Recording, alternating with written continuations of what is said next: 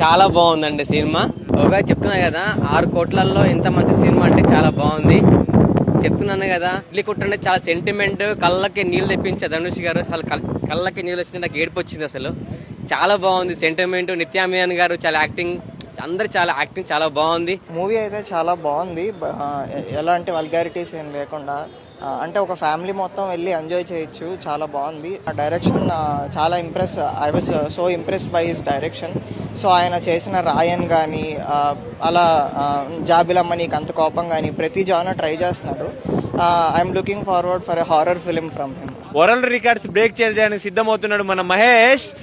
ఇడ్లీ కొట్టుతో సైలెంట్గా వచ్చి కొట్టాడు. ఇట్టు మన ధనుష్ చాలా న్యాచురల్గా అనిపించింది అన్న మూవీ అయితే. చాలా బాగుంది. ధనుష్ గారు ఇట్లాంటి మూవీ మళ్ళీ తీయాలి, ఇంకా ఎన్నో మూవీస్ రావాలని చూస్తున్నానండి. తను డైరెక్షన్లో తెలుగు ఇండస్ట్రీలో ఇంకా బాగుండాలి అని నేను కోరుకుంటున్నాను.